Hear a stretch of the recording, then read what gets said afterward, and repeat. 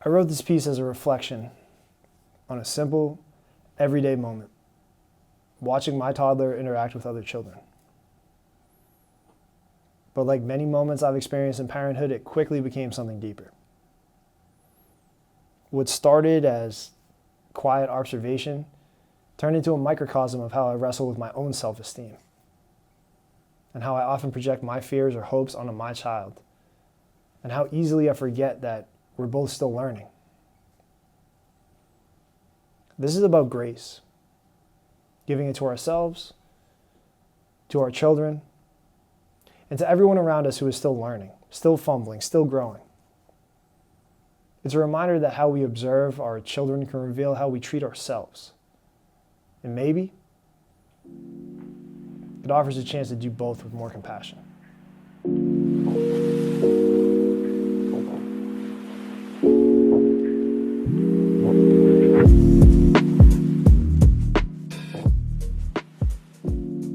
There's a strange gravity that pulls at me when I watch my toddler interact with other children. It's a quiet but consistent voice in the background, whispering hopes I didn't fully know I carried. I hope she's confident. I hope she is kind. I hope she shows intelligence, curiosity, and a gentle sense of control. And just as quickly, I hope she avoids certain things: outbursts, overaggression, selfishness. But these aren't just hopes for her. If I'm being honest, they're more like projections. Hopes about me. Hopes that she will reflect the parts of myself I wish were more visible, more developed, more accepted. Her actions then become a mirror, not just of her budding selfhood, but of my own longings, insecurities, and hidden beliefs about worth. She is only beginning. A toddler is barely through the first doorway of awareness. Her grasping, her shrieks, her sweet attempts at sharing. All of its development in motion. None of it is fixed. And none of it deserves the weight of moral judgment. But still, I judge. Not just her, but myself. I brace against her public tantrums, as if they're indictments. I cling to her good moments as if they validate me. And then I remember we never really stopped doing this. Not with our kids, not with each other, not with ourselves.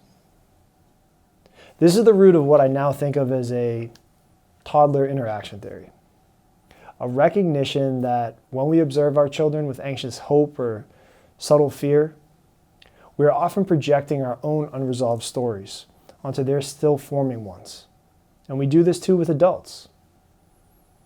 We build others up or diminish others based on fleeting signals. But the truth is, we're still toddlers beneath the surface, unsteady through conflict, searching for belonging, mimicking what we think will keep us safe. If we could stretch out our perspective into the view of something ancient, we'd see that the gap between a 1-year-old and a 40-year-old is laughably small. Our social hierarchies, our accolades, our inner scorekeeping, they're all just reactions to impermanence, to the deep discomfort of not knowing who we really are, or whether we're okay as we are. The toddler interaction theory offers an alternative to replace evaluation with mindful observation, to see behavior not as a verdict, but as becoming. And most of all, to recognize that the traits we so desperately want to see in our children, empathy, steadiness, confidence, are not just dreams for them. They're invitations for us. I don't need my child to be a proxy for my own healing. I can live those qualities myself. I can model them not as ideals, but as daily practices. And in doing so, she just might follow.